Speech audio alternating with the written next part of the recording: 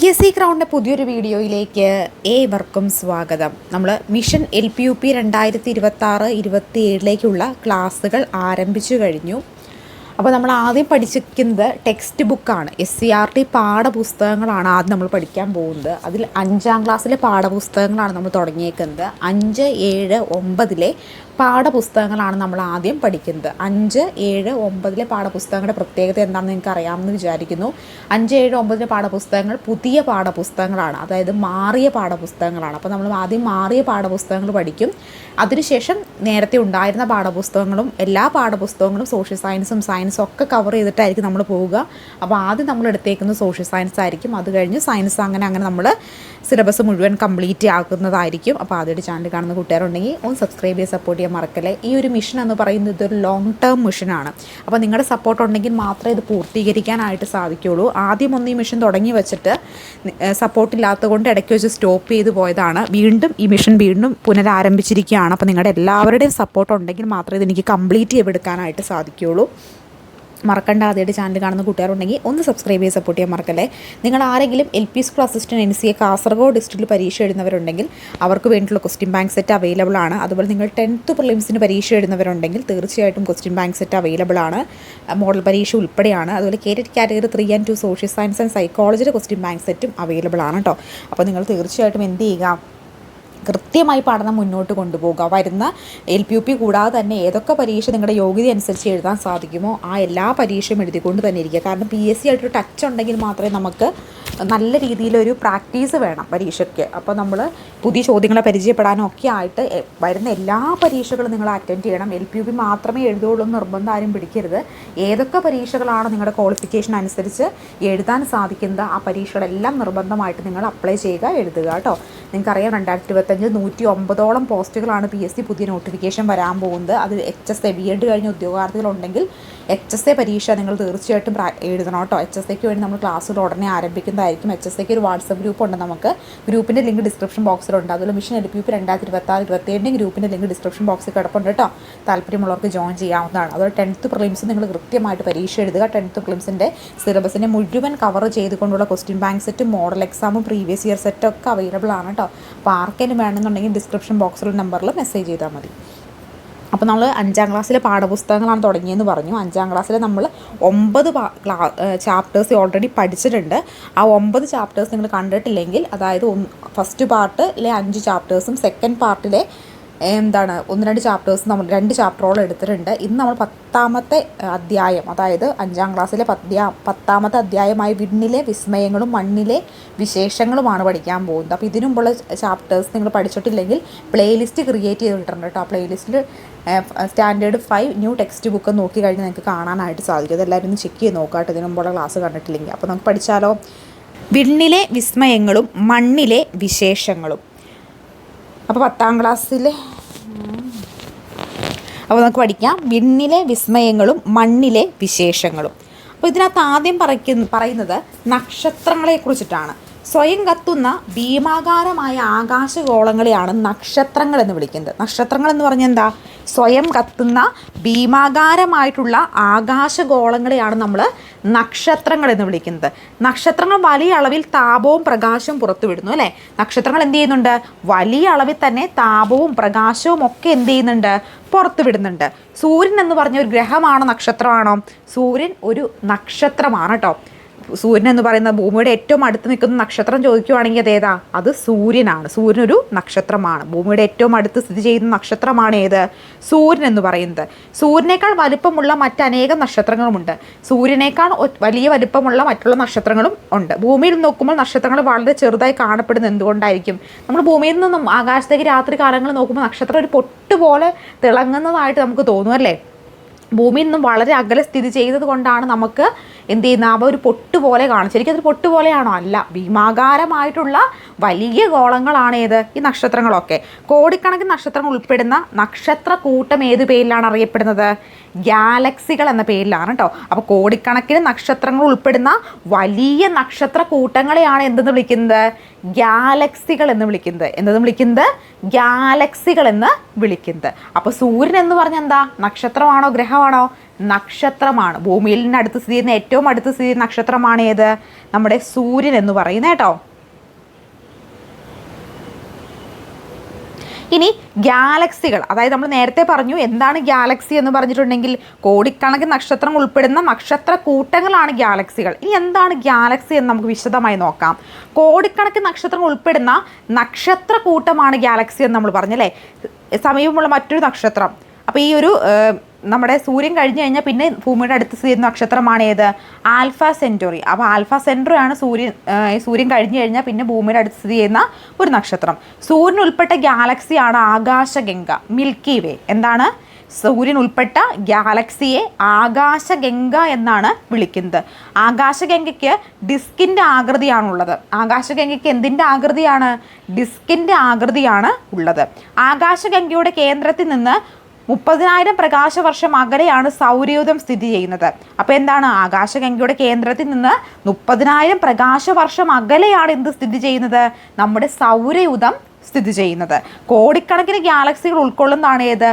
ഈ ഒരു ദൃശ്യപ്രപഞ്ചം എന്ന് പറയുന്നത്. കോടിക്കണക്കിന് ഗാലക്സികളാണ് എന്തിൽ ഉൾപ്പെടുന്നത്? ഈ ഒരു ദൃശ്യപ്രപഞ്ചത്തിൽ ഉൾപ്പെടുന്നത്. പ്രപഞ്ചം എന്ന് പറയുന്നത് എന്താ? നമ്മളൊന്ന് വിചാരിക്കുന്നതിനേക്കാളും അത്രയും വലുപ്പത്തിലാണ്. നമ്മൾ പറയും അന്യഗ്രഹ ജീവികളെക്കുറിച്ചൊക്കെ ഏതെങ്കിലും ഗ്രഹത്തിൽ കാണുമായിരിക്കും. കാരണം എന്താ? നമുക്ക് ഇപ്പോഴും ഊഹാപോഹങ്ങളാണ്. മനുഷ്യന് എത്തിപ്പെടാൻ പറ്റാത്ത എത്രയോ ഗ്രഹങ്ങൾ ഇന്നും ഉണ്ടല്ലേ. അപ്പോൾ അവിടെയൊക്കെ ജീവൻ്റെ സാന്നിധ്യം ഉണ്ടോ എന്നൊന്നും നമുക്ക് ഇപ്പോഴും കണ്ടെത്താനായിട്ട് സാധിച്ചിട്ടില്ല. ഭൂമിയിൽ നിന്ന് നോക്കുമ്പോൾ നക്ഷത്രങ്ങൾ മിന്നുന്നതായി തോന്നുന്നതിന് കാരണം, നമ്മൾ ഭൂമിയിൽ നിന്ന് ഒരു നക്ഷത്രത്തെ നമ്മൾ ജസ്റ്റ് ആകാശത്തേക്ക് നോക്കുമ്പോൾ മിന്നുന്നതായി തോന്നില്ല. അവിടെ ഒരു പൊട്ട് പോലെ തോന്നുള്ളൂ. പക്ഷെ നമ്മൾ അതിനെ കോൺസെൻട്രേറ്റ് ചെയ്ത് നോക്കുവാണ് നമുക്ക് മനസ്സിലാവുന്നത് ഇങ്ങനെ മിന്നിത്തിളങ്ങുന്നതായിട്ട്. എന്തുകൊണ്ടാണ് ഭൂമിയിൽ നോക്കുമ്പോൾ നക്ഷത്രങ്ങൾ മിന്നുന്നതായി തോന്നുന്നത്? ഒരു കാര്യം ചോദിക്കട്ടെ, നക്ഷത്രങ്ങൾ രാത്രി മാത്രമാണോ ഉള്ളൂ? അല്ല, പകലും നക്ഷത്രങ്ങളുണ്ട്. നക്ഷത്രങ്ങൾ എപ്പോഴും ആകാശത്ത് തന്നെയുണ്ട്. പക്ഷെ എന്തുകൊണ്ടാണ് പകൽ നക്ഷത്രങ്ങളെ കാണാൻ സാധിക്കാത്തത്? സൂര്യൻ്റെ വെളിച്ചം കാരണമാണ് പകൽ നക്ഷത്രങ്ങളെ കാണാൻ സാധിക്കുന്നത്. രാത്രി നക്ഷത്രങ്ങളെ കാണാൻ സാധിക്കുന്നത് സൂര്യൻ്റെ വെളിച്ചം ഇല്ലാത്തത് കൊണ്ടാണ് നക്ഷത്രങ്ങളെ കാണാനായിട്ട് സാധിക്കുന്നത്. രാത്രി മാത്രമല്ലാത്ത നക്ഷത്രങ്ങൾ എപ്പോഴും ആകാശത്ത് ഉണ്ട്. ഭൂമിയിൽ നിന്ന് നോക്കുമ്പോൾ നക്ഷത്രങ്ങൾ മിന്നുന്നതായി തോന്നുന്നതിന് കാരണം എന്താ? നക്ഷത്രങ്ങളിൽ നിന്ന് നേർരേഖയിൽ വരുന്ന പ്രകാശം അന്തരീക്ഷത്തിലൂടെ കടന്നു വരുമ്പോൾ നിരന്തരമായിട്ട് എന്ത് സംഭവിക്കുന്നു? നിരന്തരമായി ദൃശ്യവ്യതിയാനത്തിന് വിധേയമാകുന്നു. അതുകൊണ്ടാണ് ഭൂമിയിൽ നിന്ന് നോക്കുമ്പോൾ നക്ഷത്രങ്ങൾ മിന്നുന്നതായി തോന്നുന്നത്. അതുകൊണ്ടാണ് നമുക്ക് ഈ ഭൂമിയിൽ നിന്ന് നോക്കുമ്പോൾ നക്ഷത്രം എന്ത് ചെയ്യുന്നത്? ബ്ലിങ്ക് ചെയ്യുന്നതായിട്ട് നമുക്ക് തോന്നുന്നത്. ഭൂമിയുടെ ഭ്രമണം ചെയ്യുന്ന ദിശ, ഭൂമി എങ്ങനെയാണ് ഭ്രമണം ചെയ്യുന്നത്? പടിഞ്ഞാറ് നിന്ന് കിഴക്കോട്ടാണ്. പടിഞ്ഞാറ് നിന്ന് കിഴക്കോട്ടാണ് ഭൂമി ഭ്രമണം ചെയ്യുന്നതെന്ന് ഓർക്കുക.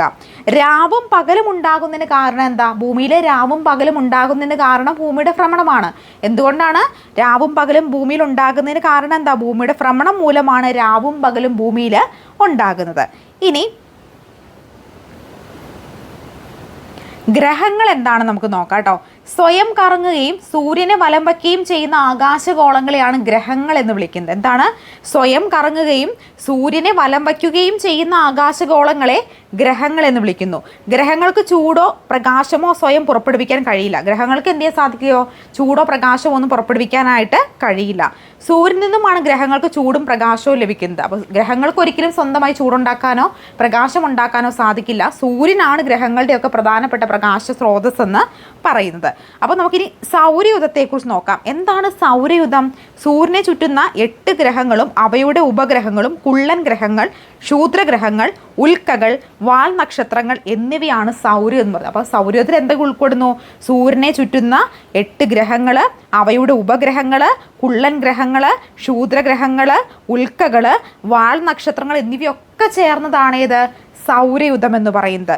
സൗരയൂഥത്തിൻ്റെ കേന്ദ്രമാണ് എപ്പോഴും എന്ത്? സൂര്യൻ. സൗരയൂഥത്തിൻ്റെ കേന്ദ്രം ഏതാ? സൂര്യനാണല്ലേ. സൗരയൂഥത്തിൻ്റെ കേന്ദ്രം സൂര്യനാണെന്ന് കണ്ടെത്തിയത് ആരാ? നിക്കോളാസ് കോപ്പർനിക്കസ് ആണ് ഈ സൗരയൂഥത്തിൻ്റെ കേന്ദ്രം സൂര്യനാണ് കണ്ടെത്തുക. അദ്ദേഹം എവിടുത്തുകാരനാ? പോളണ്ടുകാരനാണ്. എവിടെ ഉള്ള ആളാണ്? പോളണ്ടുകാരനാണ് ഈ ഒരു നിക്കോളാസ് കോപ്പർനിക്കസ് എന്ന് പറയുന്ന വ്യക്തി. സൗരയൂഥം ഉൾപ്പെടുന്ന ഗാലക്സിയാണ് ഏത്? ക്ഷീരപഥം അല്ലെങ്കിൽ ആകാശഗംഗ. സൗരയൂഥം ഉൾപ്പെടുന്ന ഗാലക്സിയെ ക്ഷീരപഥം അല്ലെങ്കിൽ ആകാശഗംഗ എന്നാണ് വിളിക്കുന്നത്. ഇതിൽ കോടിക്കണക്കിന് നക്ഷത്രങ്ങളുണ്ട്. കോടിക്കണക്കിന് നക്ഷത്രങ്ങൾ ഇതിൽ ഉൾപ്പെടുന്നുണ്ട്. കോടിക്കണക്കിന് ഗാലക്സികൾ ഉൾപ്പെടുന്നതാണ് പ്രപഞ്ചം. കോടിക്കണക്കിന് ഗാലക്സികൾ ഉൾപ്പെടുന്നതാണ് ഏത്? പ്രപഞ്ചം എന്ന് പറയുന്നത്. അപ്പോൾ കോടിക്കണക്കിന് ഗാലക്സി എന്ന് പറഞ്ഞ് നമ്മൾ എന്തെന്ന് പറഞ്ഞിരുന്നു? എന്താ കോടിക്കണക്കിന് നക്ഷത്രം ഉൾപ്പെടുന്ന നക്ഷത്ര കൂട്ടങ്ങളാണ് ഈ ഗാലക്സികൾ. അപ്പോൾ എന്താണ് കോടിക്കണക്കിന് ഗാലക്സികൾ ഉൾപ്പെടുന്നതാണ് പ്രപഞ്ചം. അപ്പോൾ നോക്കിയേ, പ്രപഞ്ചം എന്ന് പറയുന്ന മഹാത്ഭുതം എന്തുമാത്രം നമ്മളൊന്ന് ഇമാജിൻ ചെയ്യാൻ പറ്റില്ലാത്ത അത്രയും വലിപ്പമാണ് പ്രപഞ്ചത്തിനുള്ളത് അല്ലേ. ഇനി ആകാശത്തിന് നീല നിറത്തിന് വിശദീകരണം നൽകുന്നത് ലോർഡ് റെയ്ലിയാണ്. ആകാശത്തിൻ്റെ നീല നിറത്തിന് വിശദീകരണം നൽകിയത്. അതുപോലെ കടലിൻ്റെ നീല നിറത്തിന് വിശദീകരണം നൽകിയത് CV രാമനാണ്. കടലിൻ്റെ നീല നിറത്തിന് വിശദീകരണം നൽകിയത് CV രാമനും ആകാശത്തിൻ്റെ നീല നിറത്തിന് വിശദീകരണം നൽകിയത് ലോർഡ് റെയ്ലിയുമാണെന്ന് ഓർക്കുക. ഇനി സൗരയൂഥത്തിലെ അംഗങ്ങളും സവിശേഷതകളും എന്തൊക്കെയാണ് നമുക്ക് നോക്കാം. ഓരോ ഗ്രഹത്തെക്കുറിച്ചും ഓരോന്നിൻ്റെ പ്രത്യേകതകളെക്കുറിച്ചുമാണ് നമ്മൾ നോക്കാൻ പോകുന്നത്. അപ്പോൾ നമ്മുടെ ഭൂമിയുടെ ഊർജ്ജ സ്രോതസ്സായിട്ടുള്ള നമ്മുടെ സൂര്യനിൽ നിന്ന് തന്നെ തുടങ്ങാം അല്ലേ. അപ്പോൾ സൂര്യൻ സൗരയൂഥത്തിൻ്റെ കേന്ദ്രം എന്താണ്? സൂര്യനാണ്. സൂര്യൻ എന്താ നമ്മൾ പറഞ്ഞു അല്ലേ, ഗ്രഹമല്ല, എന്താണ്, ഒരു നക്ഷത്രമാണ്. ഭൂമിയുടെ ഏറ്റവും അടുത്ത് സ്ഥിതി ചെയ്യുന്ന നക്ഷത്രമാണ് സൂര്യൻ എന്ന് പറയുന്നത്. വൻതോതിൽ താപവും ഊർജവും പുറത്തേക്ക് വിടുന്നു. വൻതോതിൽ താപവും ഊർജവും പുറത്തേക്ക് ഏകദേശം 15 കോടി കിലോമീറ്റർ അകലെയാണ് സൂര്യൻ്റെ സ്ഥാനം. ഭൂമിയിൽ നിന്ന് ഏകദേശം 15 കോടി കിലോമീറ്റർ അകലെയാണ് സൂര്യൻ സ്ഥിതി ചെയ്യുന്നത്. സൂര്യനിൽ നിന്നും പ്രകാശം ഭൂമിയിലെത്താൻ 8 മിനിറ്റ് 20 സെക്കൻഡാണ് വേണ്ടത്. ഓർത്തിരിക്കണം, ഇമ്പോർട്ടൻ്റ് ആണ്. എപ്പോഴും പ്രീവിയസ് ഇയർ ചോദിച്ചു കാണാനുള്ള ചോദ്യമാണ്. സൂര്യനിൽ നിന്നും പ്രകാശം ഭൂമിയിലെത്താൻ വേണ്ട സമയം 8 മിനിറ്റ് 20 സെക്കൻഡ്. 8 minute 20 second. ഇനി അടുത്ത ഗ്രഹത്തെക്കുറിച്ച് പഠിക്കാം. അടുത്ത ഗ്രഹമാണ് സൂര്യൻ എന്ന് പറഞ്ഞാൽ എന്താ, ഗ്രഹമല്ല കേട്ടോ, സൂര്യൻ ഒരു നക്ഷത്രമാണ്. നമ്മളിനി ഓരോരോ ഗ്രഹങ്ങളെക്കുറിച്ചിട്ടാണ് ഇനി പഠിക്കാൻ പോകുന്നത്. അപ്പോൾ നമുക്ക് ഓരോ ഗ്രഹങ്ങളെക്കുറിച്ചും നോക്കിപ്പോകാം. അപ്പോൾ നമ്മൾ ആദ്യം നോക്കാൻ പോകുന്ന ഗ്രഹം എന്ന് പറയുന്നത് ഏതാണ്? ബുധനാണ്. ബുധനെക്കുറിച്ച് നോക്കാം കേട്ടോ. സൂര്യനോട് ഏറ്റവും അടുത്ത് സ്ഥിതി ചെയ്യുന്ന ഗ്രഹമാണ് ഏത്? ബുധൻ. ഉപഗ്രഹങ്ങളില്ലാത്തൊരു ഗ്രഹമാണ്. ഏറ്റവും ചെറിയ ഗ്രഹമാണ്. അന്തരീക്ഷം ഇല്ലാത്ത ഗ്രഹമാണ്. അപ്പോൾ നമ്മൾ ഈ ഒരു ചാപ്റ്ററിൽ പ്രധാനമായിട്ടും ഗ്രഹങ്ങളെക്കുറിച്ച് പഠിക്കുന്നുണ്ട്. അപ്പോൾ നിങ്ങൾ വിചാരിക്കും ഈ ബുധനെക്കുറിച്ച് പഠിക്കാൻ ഇപ്പോൾ ഈ പറയുന്ന 4 പോയിൻറ്റേ ഉള്ളൂ എന്ന്. അല്ലാട്ടോ, ഓരോ ഗ്രഹങ്ങളെക്കുറിച്ചും പഠിക്കാൻ ഒത്തിരി അനവധി പോയിന്റുകളുണ്ട്.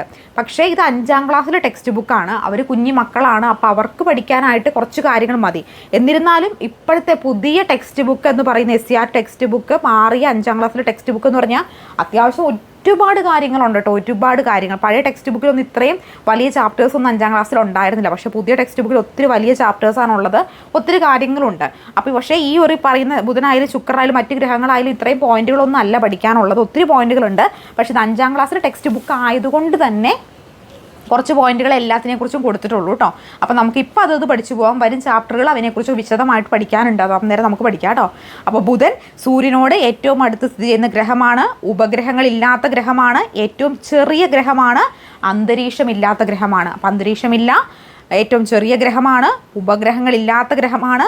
സൂര്യനോട് ഏറ്റവും അടുത്ത് സ്ഥിതി ചെയ്യുന്ന ഗ്രഹവും ഏത് തന്നെയാണ്? ബുധൻ തന്നെയാണ്. ഇനി നമുക്ക് അടുത്ത് നോക്കാനുള്ള ശുക്രനാണ്. ഏറ്റവും തിളക്കമുള്ള ഗ്രഹമാണ് ശുക്രൻ. അപ്പോൾ എന്താണ്, ഏറ്റവും തിളക്കമുള്ള ഗ്രഹം ശുക്രനാണ്. ഏറ്റവും തിളക്കമുള്ളത് കൊണ്ട് തന്നെ ഏറ്റവും ചൂടുള്ള ഗ്രഹവും എന്ത് തന്നെയാണ്? ശുക്രൻ തന്നെയാണ്. അപ്പോൾ ഏറ്റവും ചൂടുള്ള ഗ്രഹമാണ്, ഏറ്റവും തിളക്കമുള്ള ഗ്രഹമാണ്. ശുക്രൻ്റെ ഭ്രമണം കിഴക്ക് നിന്ന് പടിഞ്ഞാറോട്ടാണ്. എന്തെന്നാണ്? കിഴക്ക് നിന്ന് പടിഞ്ഞാറോട്ടാണ് എന്ത് ചെയ്യുന്നത്? നമ്മുടെ ശുക്രൻ ഭ്രമണം ചെയ്യുന്നത്. ഭൂമിയുടെ ശുക്രൻ്റെ നേരെ വിപരീതമായിട്ടാണ്. ഭൂമിയുടെ എങ്ങനെയാണ്? പടിഞ്ഞാറ് നിന്ന് കിഴക്കോട്ടാണ്. ശുക്രൻ്റെ എങ്ങനെയാണ്? കിഴക്ക് നിന്ന് പടിഞ്ഞാറോട്ടാണെന്ന് ഓർക്കുക. സൂര്യോദയം പടിഞ്ഞാറ് ദിശയിൽ സൗരയൂഥത്തിലെ ഏക ഗ്രഹം. സൂര്യോദയം പടിഞ്ഞാറ് ദിശയിലുള്ള സൗരയൂഥത്തിലെ ഏക ഗ്രഹമാണേത്? നമ്മുടെ ശുക്രൻ എന്ന് പറയുന്നത്. സൂര്യോദയം പടിഞ്ഞാറ് ദിശയിലുള്ള സൗരയൂഥത്തിലെ ഏക ഗ്രഹമാണ് ഇത് ശുക്രൻ. സൂര്യോദയത്തിന് തൊട്ട് മുൻപും സൂര്യാസ്തമയം കഴിഞ്ഞ ഉടനെയും ശുക്രനെ ആകാശത്ത് കാണാൻ കഴിയുന്നു. സൂര്യോദയത്തിന് തൊട്ട് മുൻപും സൂര്യാസ്തമയം കഴിഞ്ഞ ഉടനെയും ഈ ശുക്രൻ നമുക്ക് എന്ത് ചെയ്യാൻ സാധിക്കും? നമുക്ക് ആകാശത്ത് കാണാനായിട്ട് സാധിക്കും. ശുക്രന് ഒരു രാവും പകലും പൂർത്തിയാക്കാൻ 243 ദിവസങ്ങൾ വേണം. എന്ത് വേണം? സൂര്യന് ഒരു രാവും പകലും പൂർത്തിയാക്കാനായിട്ട് 243 ദിവസങ്ങൾ എടുക്കുന്നു അല്ലേ. പരിക്രമണത്തേക്കാൾ സ്വയം ഭ്രമണത്തിന് സമയമെടുക്കുന്ന സൗരയൂഥത്തിലെ ഏക ഗ്രഹം. ഓർക്കണേ പോയിന്റ്, പരിക്രമണത്തേക്കാൾ സ്വയം ഭ്രമണത്തിന് സമയമെടുക്കുന്ന സൗരയൂഥത്തിലെ ഏക ഗ്രഹമാണ്. എന്താണ് ഈ ഭ്രമണവും പരിക്രമണവും തമ്മിലുള്ള വ്യത്യാസം? ഒന്ന് പറഞ്ഞേ. ഭ്രമണം എന്ന് പറഞ്ഞാൽ എന്താണ്? ഭ്രമണം എന്ന് പറഞ്ഞിട്ടുണ്ടെങ്കിൽ ഭൂമി എന്താണ്? സ്വയം, അതായത് സ്വന്തം അച്ചുതണ്ടി കറങ്ങുന്നതാണ് ഏത്? ഭ്രമണം എന്ന് പറയുന്നത്. പരിക്രമണം എന്ന് പറഞ്ഞാൽ എന്താ? അത് സൂര്യനെ വലം വയ്ക്കുന്നതാണ് പരിക്രമണം എന്ന് പറയുന്നത്. അപ്പോൾ സ്വയം കറങ്ങുന്നതാണ് ഭ്രമണം, സൂര്യനെ വലം വയ്ക്കുന്നതാണ് ഏത്? പരിക്രമണം എന്ന് പറയുന്നത്. അപ്പോൾ പരിക്രമണത്തെക്കാൾ സ്വയം ഭ്രമണത്തിന് സമയമെടുക്കുന്ന സൗരയൂഥത്തിലെ ഏക ഗ്രഹം ഏതാ? അത് ശുക്രനാണ്. പ്രഭാത നക്ഷത്രം, പ്രദോഷ നക്ഷത്രം എന്നിങ്ങനെയൊക്കെ അറിയപ്പെടുന്നു. കാരണം എന്തുകൊണ്ടാണ്? തൊട്ടു മുൻപും സൂര്യാസ്തമയം കഴിഞ്ഞ ഉടനെയും ശുക്രനെ ആകാശത്ത് കാണാൻ സാധിക്കുന്നതുകൊണ്ട് തന്നെ പ്രഭാത നക്ഷത്രമെന്നും പ്രദോഷ നക്ഷത്രമെന്നും എന്തറിയപ്പെടുന്നു? ശുക്രൻ അറിയപ്പെടുന്നു. ഇനി നമ്മൾ നെക്സ്റ്റ് നോക്കാൻ പോകുന്ന ഭൂമിയാണ്. നമ്മൾ അധിവസിക്കുന്ന നമ്മുടെ ഭൂമിയുടെ ഏക ഉപഗ്രഹമാണ് ചന്ദ്രൻ. ഭൂമിയുടെ ഏക ഉപഗ്രഹം ഏതാ? ചന്ദ്രനാണ്. നീലഗ്രഹം, ജലഗ്രഹം എന്നിവയൊക്കെ അറിയപ്പെടുന്ന ഏതാണ്? ഭൂമിയാണ്. ജീവൻ നിൽക്കുന്ന ഒരേ ഒരു ഗ്രഹം, നിലവിൽ ജീവൻ നിലനിൽക്കുന്ന കണ്ടെത്തിയിട്ടുള്ള ഒരേ ഒരു ഗ്രഹമാണ് ഏത്? ഭൂമി എന്ന് പറയുന്നത്.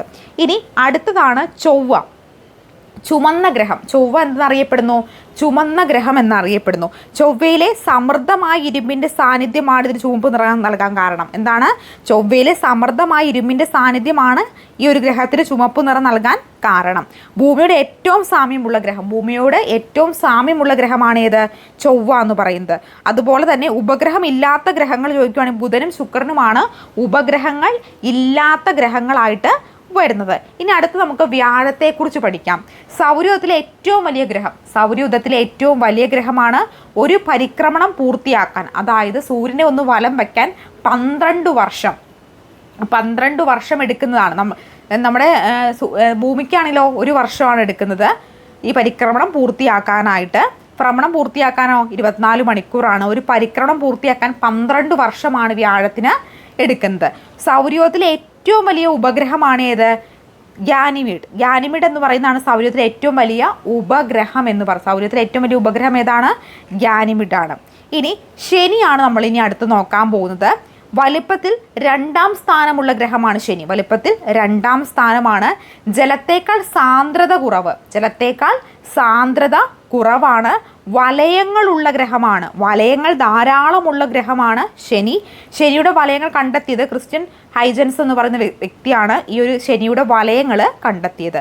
ശനിയുടെ ഏറ്റവും വലിയ ഉപഗ്രഹം ചോദിക്കുകയാണെങ്കിൽ ടൈറ്റൻ ആണ്. ശനിയുടെ ഏറ്റവും വലിയ ഉപഗ്രഹമാണ് ഏത്? ടൈറ്റൻ എന്ന് പറയുന്നത്. അടുത്ത ഗ്രഹമാണ് യുറാനസ്. ഏറ്റവും തണുപ്പുള്ള ഗ്രഹം, ഉരുളുന്ന ഗ്രഹം, പച്ചഗ്രഹം എന്നീ പേരുകളിൽ അറിയപ്പെടുന്നു. ഉരുളുന്ന ഗ്രഹം, പച്ചഗ്രഹം എന്ന പേരിൽ അറിയപ്പെടുന്നു. ഏറ്റവും തണുപ്പുള്ള ഗ്രഹമാണ്. ടെലിസ്കോപ്പിലൂടെ കണ്ടുപിടിക്കപ്പെട്ട ആദ്യ ഗ്രഹമാണ് യുറാനസ്. കണ്ടുപിടിച്ചത് വില്യം ഹെർഷനാണ്. 1781 ഈ ടെലിസ്കോപ്പിലൂടെയാണ് അദ്ദേഹം യുറാനസിനെ കണ്ടുപിടിച്ചത്. ഏറ്റവും തണുപ്പുള്ള ഗ്രഹമാണ്. ഉരുളുന്ന ഗ്രഹം, പച്ചഗ്രഹം എന്ന പേരിലൊക്കെ അറിയപ്പെടുന്ന ഗ്രഹമാണ് ഏത്? യുറാനസ് എന്ന് പറയുന്നത്. അടുത്തതാണ് നെപ്റ്റ്യൂൺ. സൗരയൂഥത്തിലെ ഏറ്റവും ശക്തമായ കൊടുങ്കാറ്റുകൾ ഉള്ളത് നെപ്റ്റ്യൂണിലാണ്. സൗരയൂഥത്തിലെ ഏറ്റവും കൂടുതൽ ശക്തമായുള്ള കൊടുങ്കാറ്റുകൾ അനുഭവപ്പെടുന്ന ഗ്രഹമാണ് ഏത്? നെപ്റ്റ്യൂൺ എന്ന് പറയുന്നത്. സൂര്യൻ നിന്ന് ഏറ്റവും അകലെ സ്ഥിതി ചെയ്യുന്ന ഗ്രഹമാണ്. പരിക്രമണ വേഗത ഏറ്റവും കുറഞ്ഞ ഗ്രഹമാണ് ഏത്?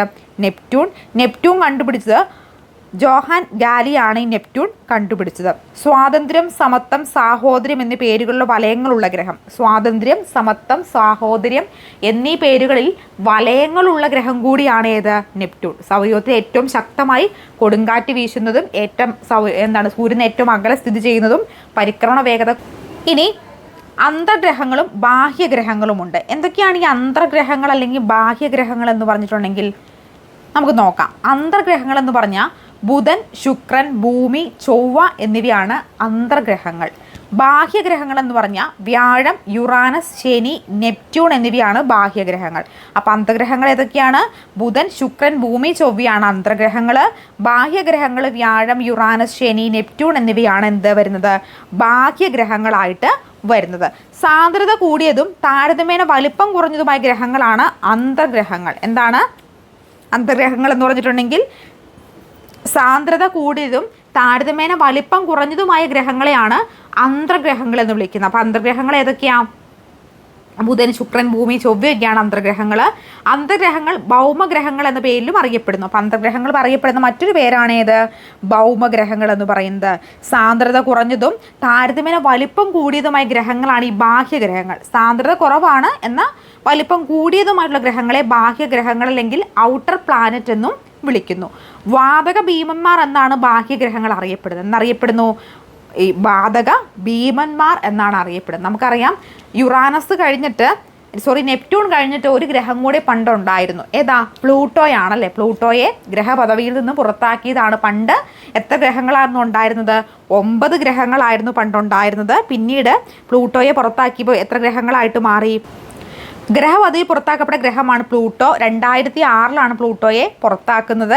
റോമക്കാരുടെ പാതാള ദേവന്റെ പേരിൽ അറിയപ്പെടുന്ന ആകാശഗോളമാണ് ഈ പ്ലൂട്ടോ എന്ന് പറയുന്നത്.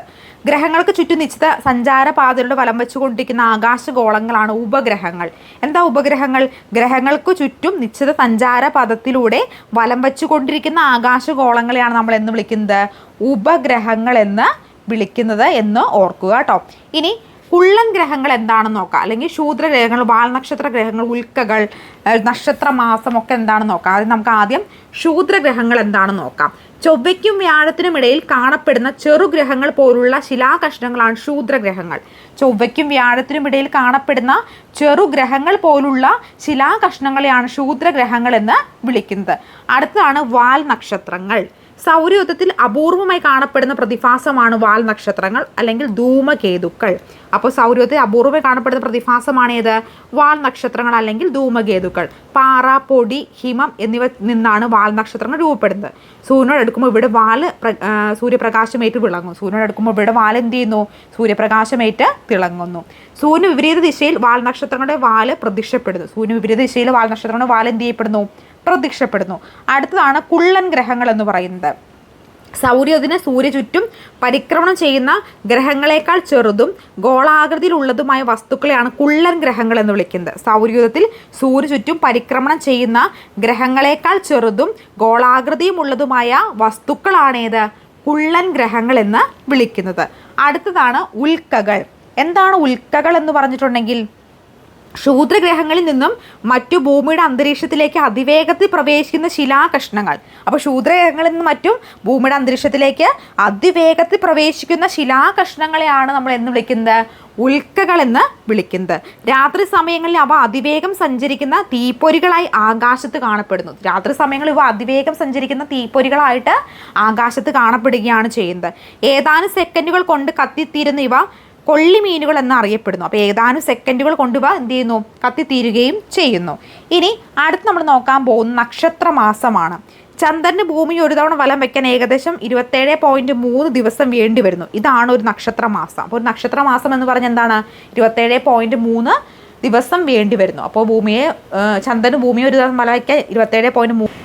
സൂര്യനെ ചുറ്റിയുള്ള ആകാശഗോളങ്ങളുടെ സഞ്ചാരപാതയാണ് അവയുടെ ഭ്രമണപഥം. അപ്പോൾ സൂര്യനെ ചുറ്റിയുള്ള ആകാശഗോളങ്ങളുടെ സഞ്ചാരപാത അവയുടെ ഭ്രമണപഥം എന്നാണ് അറിയപ്പെടുന്നത്. ദീർഘവൃത്താകൃതിയിലുള്ള ഭ്രമണപഥത്തിലൂടെയാണ് ഗ്രഹങ്ങൾ സൂര്യനെ വലം വയ്ക്കുന്നത്. ദീർഘവൃത്താകൃതിയിലുള്ള ഭ്രമണപഥത്തിലൂടെയാണ് ഗ്രഹങ്ങൾ എന്ത് ചെയ്യുന്നത്? സൂര്യനെ വലം വയ്ക്കുന്നത്. ഗ്രഹങ്ങളെ അവയുടെ നിശ്ചിത ഭ്രമണപഥത്തിൽ കൂടി സഞ്ചരിക്കുവാൻ സഹായിക്കുന്നത് ഗ്രഹങ്ങളും സൂര്യനും തമ്മിലുള്ള ആകർഷണ ബലമാണ്. അപ്പോൾ ഗ്രഹങ്ങളെ അവയുടെ നിശ്ചിത ഭ്രമണപഥത്തിലൂടി സഞ്ചരിക്കാൻ സഹായിക്കുന്ന എന്താണ്?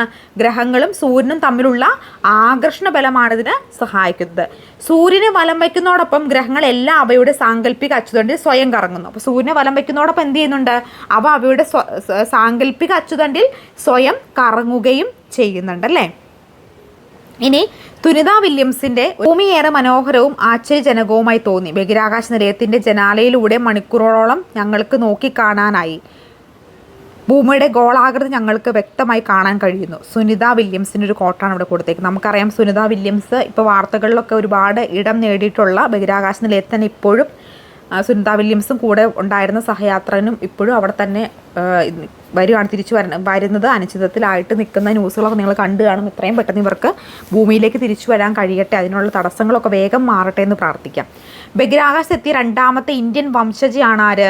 സുനിത വില്യംസ്. 2006 ഡിസംബർ 9 ബഹിരാകാശത്തെത്തിയ രണ്ടാമത്തെ ഇന്ത്യൻ വംശജയായിട്ടുള്ള സുനിത വില്യംസ് മാറുന്നത്. സൗരയൂഥത്തിൽ ജീവൻ നിൽക്കുന്ന ഏക ഗ്രഹമാണ് ഏത്? ഭൂമി. ഭൂമിയുടെ ആകൃതി ഏതാ? ജിയോയിഡ് ആണ് ഭൂമിയുടെ ആകൃതി എന്ന് പറയുന്നത്. ധ്രുവങ്ങൾ അല്പം പരന്നതും ഭൂമധ്യരേഖ ഭാഗം ചെറുതായി വീർത്തതുമായ ഗോളാകൃതിയാണ് ജിയോയിഡ് എന്ന് പറയുന്നത്. അപ്പോൾ റൗണ്ട് ഷേപ്പാണോ ഭൂമിക്കുള്ളത്? അല്ല, ഭൂമി ഒരു ജിയോയിഡ് ആകൃതിയാണ്. ധ്രുവങ്ങളിൽ അല്പം പരന്നതും ഭൂമധ്യരേഖ ഭാഗം ചെറുതായി വീർത്തതുമായ ഒരു ഗോളാകൃതിയാണ് ജിയോയിഡ് എന്ന് പറഞ്ഞാൽ. ജിയോയിഡ് എന്ന പദത്തിന് അർത്ഥം ഭൂമിയുടെ ആകൃതി എന്നാണ്. ജിയോയിഡ് എന്ന വാക്കിൻ്റെ അർത്ഥം എന്താ? ഭൂമിയുടെ ആകൃതിയാണ്. ഭൂമിയുടെ ഉപരിതലത്തിൽ ഏകദേശം 71% എന്ത് തന്നെയാണ്? ജലം തന്നെയാണ്. ഭൂമിയുടെ അന്തരീക്ഷം ഇതര ഗ്രഹങ്ങളിൽ നിന്നും ഭൂമിയെ വ്യത്യസ്തമാക്കുന്നു. ഭൂമിയുടെ അന്തരീക്ഷം മറ്റുള്ള ഗ്രഹങ്ങളിൽ നിന്നും ഭൂമിയെ വ്യത്യസ്തമാക്കുന്നുണ്ട്. ഇനി ബഹിരാകാശത്ത് നിന്ന് നോക്കുമ്പോൾ ഭൂമി ഒരു നീലഗോളമായി കാണപ്പെടാൻ കാരണം എന്താണ്? ഈ ഭൂമിയിലുള്ള 70% ജലമാണ് ഇങ്ങനെ അനുഭവപ്പെടാൻ കാരണം. ഭൂമിയെ ആവരണം ചെയ്തിരിക്കുന്ന വായുവിൻ്റെ പുതപ്പിനെയാണ് നമ്മൾ എന്ത് വിളിക്കുന്നത്? അന്തരീക്ഷം എന്ന് പറയുന്നത്. അന്തരീക്ഷത്തിൽ എന്തൊക്കെയുണ്ട്? വാതകങ്ങളുണ്ട്, പൊടിപടലങ്ങളുണ്ട്, ജലാംശം എന്നിവയൊക്കെ അന്തരീക്ഷത്തിൽ ഉണ്ട്. ഭൂമിയിൽ ചൂടിനെയും തണുപ്പിനെയും ക്രമീകരിച്ച് ജീവൻ നിലനിർത്തുന്നതിന് അന്തരീക്ഷം നിർണായകമായി പങ്കുവഹിക്കുന്നു. അപ്പോൾ ഭൂമിയിൽ ചൂടിനെയും തണുപ്പിനെയും ക്രമീകരിച്ച് ജീവൻ നിലനിർത്തുന്നതിൽ എന്ത് ചെയ്യുന്നുണ്ട്? അന്തരീക്ഷം നിർണായകമായിട്ടുള്ള പങ്ക് വഹിക്കുന്നുണ്ട്. ഭൂമിക്ക് ഗോളാകൃതിയാണെന്ന് സാങ്കല്പിക അച്ചുതണ്ടി അത് സ്വയം കറങ്ങുന്നു എന്ന് സ്ഥാപിച്ച ഭാരതീയ ശാസ്ത്രജ്ഞനാണ് ആര്യഭടൻ. ഭൂമിക്ക് ഗോളാകൃതിയാണെന്നും സാങ്കല്പിക അച്ചുതണ്ടിൽ അത് സ്വയം കറങ്ങുന്നു എന്നും സ്ഥാപിച്ച ഭാരതീയ ജ്യോതിശാസ്ത്രജ്ഞൻ ആരാണ്? ആര്യഭടനാണ്. ഗ്രീക്ക് തത്വചിന്തകനായ തെയ്ൽസ്, പൈതഗോറസ്, അരിസ്റ്റോട്ടിൽ എന്നിവരും ഭൂമിക്ക് ഗോളാകൃതിയാണെന്ന് സ്ഥാപിക്കാൻ ശ്രമിച്ചിട്ടുണ്ട്. ഫെഡറിക് മഗലൻ പോർച്ചുഗൽ എന്ന നാവികൻ ലോകം ചുറ്റിയിൽ കപ്പൽ യാത്ര ഭൂമി ഉരുണ്ടതാണെന്ന് തെളിയിച്ചു. ഇനി ഭൂമിയുടെ ചലനങ്ങളെക്കുറിച്ചിട്ടാണ് നമ്മൾ ഇന്ന് നോക്കാൻ പോകുന്നത് കേട്ടോ. ഭൂമിയുടെ ചലനങ്ങൾ. ഭൂമി അതിൻ്റെ സാങ്കല്പിക അച്ചുതണ്ടിൽ സ്വയം കറങ്ങുന്നു. അതിനാണ് ഭ്രമണം എന്ന് നമ്മൾ നേരത്തെ പറഞ്ഞല്ലേ. ഭ്രമണം എന്നാൽ ഭൂമിയുടെ സാങ്കല്പിക അച്ചുതണ്ടിൽ സ്വയം കറങ്ങുന്നതിനെയാണ് ഭ്രമണം എന്ന് വിളിക്കുന്നത്. സൂര്യന് അഭിമുഖമായി വരുന്ന ഭൂമിയുടെ ഭാഗത്ത് സൂര്യപ്രകാശം ലഭിക്കുന്നതിനാൽ അവിടെ പകൽ അനുഭവപ്പെടുന്നു. മറുഭാഗത്ത് സൂര്യപ്രകാശം എത്താത്തതിനാൽ രാത്രിയായിരിക്കും. അപ്പോൾ സൂര്യന് അഭിമുഖമായി വരുന്ന ഭൂമിയുടെ ഭാഗത്ത് സൂര്യപ്രകാശം ലഭിക്കുന്നതിന് അവിടെ എന്തായിരിക്കും? പകൽ അനുഭവപ്പെടുന്നു. മറുഭാഗത്ത് സൂര്യപ്രകാശം എത്താത്തതിനാൽ അവിടെ എന്തായിരിക്കും? അവിടെ രാത്രിയുമായിട്ടാണ് അനുഭവപ്പെടുന്നത്. അടുത്തത് ബഹിരാകാശത്തെക്കുറിച്ച് നോക്കാം. ഒരു ജ്യോതിർഗോളത്തിൻ്റെ അന്തരീക്ഷ പരിധിക്ക് അപ്പുറമാണ് മേഖലയാണ് ബഹിരാകാശം. ഒരു ജ്യോതിർഗോളത്തിൻ്റെ അന്തരീക്ഷ പരിധിക്ക് അപ്പുറമുള്ള ഒരു മേഖലയാണ് എന്നറിയപ്പെടുന്നത് ബഹിരാകാശം എന്ന് പറയുന്നത്. വിവിധ രാജ്യങ്ങളിൽ നിന്നും വ്യത്യസ്തമായ പഠനങ്ങൾക്കും പരിവേഷണത്തിനുമായി ബഹിരാകാശത്ത് വിദഗ്ധരായി അയക്കാറുണ്ട്. അപ്പോൾ അതിനുമായി ബന്ധപ്പെട്ടൊക്കെ എന്താണ്? സുനിത വില്യംസൊക്കെ പോയി ഇപ്പോൾ തിരിച്ചു വരാൻ പറ്റാത്ത രീതിയിൽ അവിടെ ഭൂമിക്ക് ഗോളാകൃതി ആയതിനാൽ ഭൂമിയുടെ ഒരു പകുതി മാത്രമേ ഒരു സമയത്ത് സൂര്യപ്രകാശം ലഭിക്കുന്നുള്ളൂ. മറ്റേ പകുതി ഇരുട്ടാണ് അനുഭവപ്പെടുന്നത്. അപ്പോൾ ഭൂമിക്ക് ഗോളാകൃതി ആയതിനാൽ ഭൂമിയുടെ ഒരു ഭാഗത്ത് മാത്രമേ ഒരു സമയത്ത് സൂര്യപ്രകാശം ലഭിക്കുകയുള്ളൂ. മറുഭാഗത്ത് എന്തായിരിക്കും? ഇരുട്ടായിരിക്കും. ഭൂമിയിൽ ദിനരാത്രങ്ങൾ അനുഭവപ്പെടുന്നതിന് കാരണം എന്താ? ഭൂമിയിൽ ദിനരാത്രങ്ങൾ രാത്രിയും പകലൊക്കെ അനുഭവപ്പെടാൻ കാരണം ഭൂമിയുടെ ഭ്രമണമാണ്. ഭൂമി ഭ്രമണം ചെയ്യുന്ന എങ്ങോട്ടെന്നാ? പടിഞ്ഞാറ് നിന്ന് കിഴക്കോട്ടാണ്. ഭൂമി ഭ്രമണം ചെയ്യുന്ന പടിഞ്ഞാറ് നിന്ന് കിഴക്കോട്ടാണ്. കിഴക്ക് നിന്ന് പടിഞ്ഞാറോട്ട് ഭ്രമണം ചെയ്യുന്ന ഒരു ഗ്രഹത്തെക്കുറിച്ച് നമ്മൾ നോക്കിയല്ലോ. ഏതാണ് ആ ഗ്രഹം? ശുക്രനാണല്ലേ. ഭൂമിയുടെ ഭ്രമണം മൂലം സൂര്യൻ കിഴക്കുതിച്ച് പടിഞ്ഞാറ് അസ്തമിക്കുന്ന നാം കാണുന്നത്. ഭൂമിയുടെ ഭ്രമണം മൂലമാണ് സൂര്യൻ കിഴക്കുതിച്ച് പടിഞ്ഞാറ് അസ്തമിക്കുന്നതായിട്ട് നമുക്ക് കാണാൻ സാധിക്കുന്നത്. ഭൂമിക്ക് ഒരു ഭ്രമണം പൂർത്തിയാക്കാൻ ആവശ്യമായ സമയം എന്ന് പറയുന്നത് 23 മണിക്കൂർ 56 മിനിറ്റ് 4 സെക്കൻഡാണ്. അതായത് ഒരു ദിവസം ഭൂമിക്ക് ഒരു ഭ്രമണം പൂർത്തിയാക്കാൻ എടുക്കാൻ ആവശ്യമായിട്ടുള്ള സമയം എപ്പോഴാണ്? 23 മണിക്കൂർ 56 മിനിറ്റ് 4 സെക്കൻഡ്. അതായത് ഒരു ദിവസമാണ് വേണ്ടത്. ഭ്രമണം ചെയ്യുന്നതിനോടൊപ്പം ഭൂമി നിശ്ചിത സഞ്ചാരപാതത്തിലൂടെ സൂര്യനെ ചുറ്റി സഞ്ചരിക്കുന്നതാണ് പരിക്രമണം. അപ്പോൾ ഭൂമി ഭ്രമണം ചെയ്യുന്നതോടൊപ്പം എന്ത് ചെയ്യുന്നുണ്ട്? സൂര്യനെ ചുറ്റുന്നുണ്ട്. സൂര്യൻ ചുറ്റുമ്പോൾ അതിനെ എന്ന് വിളിക്കുന്നു? പരിക്രമണം എന്ന് വിളിക്കുന്നു. ഒരു പരിക്രമണം പൂർത്തിയാക്കാനോ 365 ദിവസമാണ് വേണ്ടത്. അത് ഒരു വർഷമാണ് പരിക്രമണം പൂർത്തിയാക്കാൻ വേണ്ടത്. ഭ്രമണം പൂർത്തിയാക്കാനാണെങ്കിൽ ഒരു ദിവസമാണ് വേണ്ടത്. ഭൂമിയിൽ വ്യത്യസ്തമായ ഋതുക്കൾ അനുഭവപ്പെടാൻ കാരണം എന്താ? ഭൂമിയുടെ ഒരു പരിക്രമണം രാത്രിയും പകലും അനുഭവപ്പെടാൻ കാരണം ഭ്രമണവും, ഋതുക്കൾ അനുഭവപ്പെടാൻ കാരണം പരിക്രമണവുമാണ് കേട്ടോ. ഭൂമി സൂര്യനോട് ഏറ്റവും അടുത്ത് വരുന്ന ദിവസം അറിയപ്പെടുന്ന സൂര്യ സമീപകം എന്നാണ്. അപ്പോൾ സൂര്യ സമീപകം എന്ന് പറഞ്ഞിട്ടുണ്ടെങ്കിൽ എന്താണ്? ഭൂമി സൂര്യനോട് ഏറ്റവും അടുത്തു വരുന്ന ദിവസമാണ് സൂര്യ സമീപകം എന്ന പേരിൽ അറിയപ്പെടുന്നത്. ഭൂമി സൂര്യനോട് ഏറ്റവും അകന്നു പോകുന്ന ദിവസമോ സൂര്യോച്ചം എന്നറിയപ്പെടുന്നു. അപ്പോൾ സൂര്യോച്ചം എന്ന് പറഞ്ഞാൽ ഭൂമി സൂര്യനോട് ഏറ്റവും അകന്നു പോകുന്ന ദിവസമാണ് സൂര്യോച്ചം എന്ന പേരിൽ അറിയപ്പെടുന്നത്. ഭൂമിയുടെ അച്ചുതണ്ടി പരിക്രമണ തലത്തിൻ്റെ ചെരിവ് 66 ഡിഗ്രിയാണ് കേട്ടോ. അതുകൂടി ഓർക്കുക.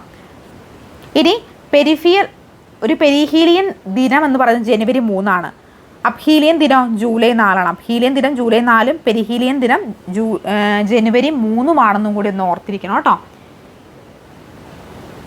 ഇനി നമ്മൾ ഭൂമിയുടെ അച്ചുതണ്ടിലെ ലംബ തലത്തിൽ നിന്നുള്ള ചെരിവ് 23 ഡിഗ്രിയാണ് കേട്ടോ. ഭൂമിയുടെ അച്ചുതണ്ടിലെ ലംബ തലത്തിലുള്ള ചെരിവ് എന്ന് പറഞ്ഞാൽ എന്താണ്? 23 ഡിഗ്രിയാണ്. ഇനി നമുക്ക് ഋതുക്കളെക്കുറിച്ച് പഠിക്കാം. ഋതുക്കൾ ഋതുക്കൾക്ക് കാരണം എന്താ? ഭൂമിയുടെ പരിക്രമണവും സൗരോർജ്ജം ജല ലഭ്യതയിലെ ഏറ്റക്കുറച്ചിലൊക്കെയാണ് ഋതുക്കൾക്ക് കാരണം. ഋതുക്കൾക്ക് കാരണം എന്താണ്? ഭൂമിയുടെ പരിക്രമണവും അതുപോലെ സൗരോർജ്ജം ജലലഭ്യതയുടെ ഏറ്റക്കുറച്ചിലൊക്കെ ഋതുക്കൾക്ക് കാരണമാകുന്നു. ഇന്ത്യയിലെ പരമ്പരാഗത ഋതുക്കൾ ഏതൊക്കെയാ? വസന്തകാലം, ഗ്രീഷ്മകാലം, വർഷകാലം, ശരത്കാലം, ഹേമന്തകാലം, ശിശിരകാലം എന്നിവയൊക്കെയാണ് ഇന്ത്യയിലെ പരമ്പരാഗത ഋതുക്കൾ എന്ന് പറയുന്നത്. അപ്പോൾ ഇന്ത്യയിലെ പരമ്പരാഗത ഋതുക്കൾ ഏതൊക്കെയാണ്? വസന്തകാലം, ഗ്രീഷ്മകാലം, വർഷകാലം, ശരത്കാലം, ഹേമന്തകാലം, ശിശിരകാലം. അതിൽ വസന്തകാലം ഏതാണ്? മാർച്ച് ടു ഏപ്രിലാണ് വസന്തകാലം. ഗ്രീഷ്മകാലം മെയ് ടു ജൂണാണ്. വർഷകാലം ജൂലൈ ടു ആഗസ്റ്റ് ആണ്. ശരത്കാലം സെപ്റ്റംബർ ടു ഒക്ടോബർ ആണ്. ഹേമന്തകാലം നവംബർ ടു ഡിസംബർ ആണ്. ശിശിരകാലം ജനുവരി ടു ഫെബ്രുവരി ആണ്. അപ്പോൾ വസന്തം മാർച്ച് ടു ഏപ്രിൽ, ഗ്രീഷ്മം മെയ് ടു ജൂൺ, വർഷകാലം ജൂലൈ ടു ഓഗസ്റ്റ്, ശരത്കാലം സെപ്റ്റംബർ ടു ഒക്ടോബർ, ഹേമന്തകാലം നവംബർ ടു ഡിസംബർ, ശിശിരകാലം ജനുവരി ടു ഫെബ്രുവരി ആണ്. ഇത് നമുക്ക് ദിനാന്തരീക്ഷ സ്ഥിതി എന്താണെന്നും കാലാവസ്ഥ എന്താണെന്ന് നോക്കാം. എന്താണ് വെതറും അല്ലെങ്കിൽ ക്ലൈമറ്റും തമ്മിലുള്ള വ്യത്യാസം എന്നാണ് നമ്മൾ നോക്കാൻ പോകുന്നത്. അപ്പോൾ നമുക്ക് എന്താണ് വെതർ എന്ന് നോക്കാം. ഒരു പ്രദേശത്ത് നിശ്ചിത സമയത്ത് അനുഭവപ്പെടുന്ന അന്തരീക്ഷ അവസ്ഥയാണ് ദിനാന്തരീക്ഷ സ്ഥിതി എന്ന് പറയുന്നത്. അപ്പോൾ എന്താണ്? ഒരു പ്രദേശത്ത് നിശ്ചിത സമയത്ത് അനുഭവപ്പെടുന്ന അന്തരീക്ഷത്തിൻ്റെ അവസ്ഥ. ഫോർ എക്സാമ്പിൾ പറയുകയാണെങ്കിൽ ഇപ്പോൾ രാവിലെ മുതൽ ഉച്ച വരെ മഴയാണെങ്കിൽ എന്താ നമ്മൾ എന്ത് പറയും? ഇന്ന് ഭയങ്കര മഴയാണല്ലോ എന്ന് പറയും. അപ്പോൾ ആ പ്രസൻറ്റ് സിറ്റുവേഷനിൽ അന്തരീക്ഷത്തിൻ്റെ അവസ്ഥ എന്തോ അതാണ് നമ്മൾ ദിനാന്തരീക്ഷ സ്ഥിതി എന്ന് പറയുന്നത്. അപ്പോൾ ഇന്ന് ഉച്ചയ്ക്ക് ഭയങ്കര മഴയാണെന്ന് പറയും. അപ്പോൾ നമ്മൾ എന്തായിട്ട് കാൽക്കുലേറ്റ്? ദിനാന്തരീക്ഷ സ്ഥിതി എന്ന് പറയുന്നത് മഴയാണ്. അല്ലെങ്കിൽ നമ്മൾ പറയും എന്തൊരു വെയിലാണ് എന്ന് പറയും. അപ്പോൾ എന്താ ദിനാന്തരീക്ഷ സ്ഥിതി എന്ന് പറഞ്ഞാൽ എന്താ? വെയിലാണ് അല്ലേ, അല്ലെങ്കിൽ തണുപ്പാണെന്ന് പറയും. അപ്പോൾ ആ ഒരു പർട്ടിക്കുലർ സമയത്ത് നമ്മുടെ അന്തരീക്ഷത്തിൽ എന്ത് പ്രതിഭാസമാണ്? ചൂടാണോ, അല്ലെങ്കിൽ മഴയാണോ, കാറ്റാണോ, മേഘമാണോ, ഈർപ്പാണോ, എന്താണോ ആ ഒരു സിറ്റുവേഷൻ, അതിനനുസരിച്ചാണ് എന്ത്? ദിനാന്തരീക്ഷ സ്ഥിതി എന്ന് പറയുന്നത്. അങ്ങനെയാണെങ്കിൽ കാലാവസ്ഥ എന്തായിരിക്കും?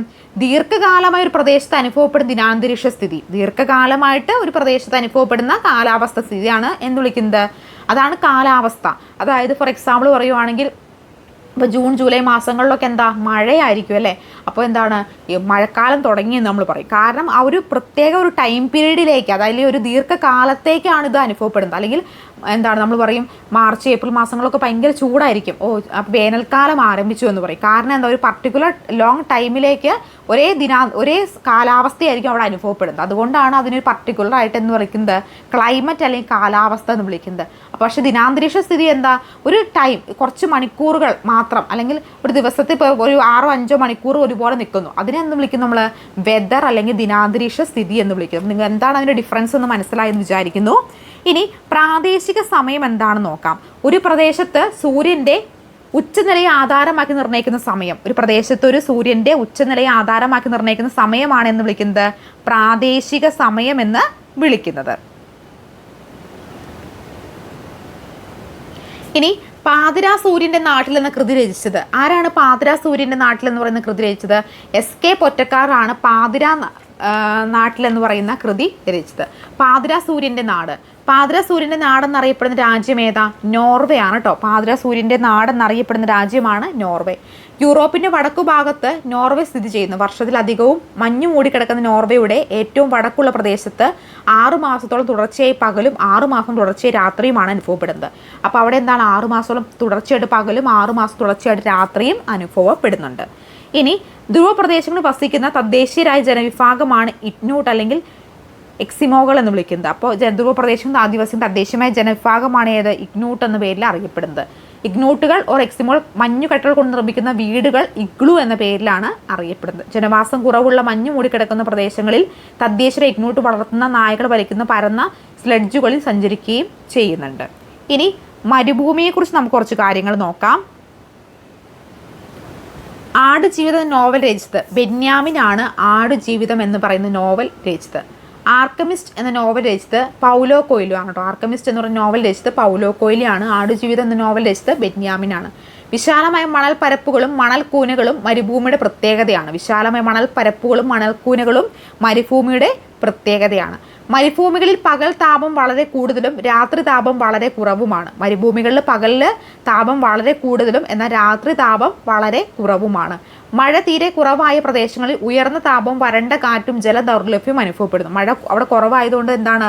ഉയർന്ന താപമുണ്ട്, വരണ്ട കാറ്റും വെള്ളത്തിൻ്റെ കുറവും ഒക്കെ അവിടെ ഉണ്ട്. ഈ പ്രദേശങ്ങളിൽ എപ്പോഴും ജനവാസം എങ്ങനെയായിരിക്കും? കുറവായിരിക്കും. അയഞ്ഞ വസ്ത്രങ്ങളും മുഖം മറയ്ക്കുന്ന ശിരോവസ്ത്രങ്ങളും മരുഭൂമി നിവാസികളുടെ വസ്ത്രധാരത്തിന് പ്രത്യേകതയാണ്. അയഞ്ഞ വസ്ത്രങ്ങളായിരിക്കും, കാരണം എപ്പോഴും വിയർക്കുന്നതുകൊണ്ടും മുഖം മറയ്ക്കുന്ന ശിരോവസ്ത്രങ്ങളൊക്കെ ഇവിടുത്തെ വസ്ത്രധാരണത്തിന് പ്രത്യേകതയാണ്. സഞ്ചാരത്തിനും എന്തെങ്കിലും ഗുഡ്സ് കൊണ്ടുപോകുന്നത് അവർ ഒട്ടകത്തെയാണ്. മരുഭൂമിയിലെ കപ്പൽ എന്നറിയപ്പെടുന്ന എന്താ? ഒട്ടകമാണല്ലേ. ഉഷ്ണ മരുഭൂമിയിൽ കാലാവസ്ഥയ്ക്ക് ഇണങ്ങുന്ന ജീവിത രീതിയാണ് അവിടെയുള്ള ജനങ്ങളൊക്കെ ജീവിക്കുന്നത്. ഇനി മഞ്ഞ് മൂടി കിടക്കുന്ന ജനവാസം കുറഞ്ഞ പ്രദേശത്തെ ജനജീവിതം എങ്ങനെയാണ്? രോമനിർമ്മിതമായ വസ്ത്രരീതിയായിരിക്കും രോമനിർമ്മിതമായിട്ടുള്ള വസ്ത്രങ്ങളായിരിക്കും. യാത്രാമാർഗം വളർത്തുന്ന നായകൾ വലിക്കുന്ന സ്ലഡ്ജിലായിരിക്കും. താമസം എങ്ങനെയാണ്? ഇഗ്ലൂ വീടുകളിലായിരിക്കും. സസ്യവർഗ്ഗങ്ങൾ പന്നൽ, പായൽ എന്നിവയൊക്കെ ആയിരിക്കും. പിന്നെ ജന്തുവർഗ്ഗങ്ങൾ ചോദിക്കുവാണെങ്കിൽ തിമ്മിങ്കലം, മത്സ്യങ്ങൾ, ഹിമമൂങ്ങ, സീല്, ഹിമക്കരടി എന്നിവയൊക്കെയാണ് പ്രധാനപ്പെട്ട ജന്തുക്കൾ വരുന്നത്. ഇനി ആഹാര രീതി ചോദിക്കുകയാണെങ്കിൽ വേട്ടയാടൽ, മത്സ്യം. ഇനി മരുഭൂമി ബന്ധപ്പെട്ടിട്ടുള്ള മറ്റുള്ള കാര്യങ്ങൾ ഏതൊക്കെയാണ് നമുക്ക് നോക്കാം.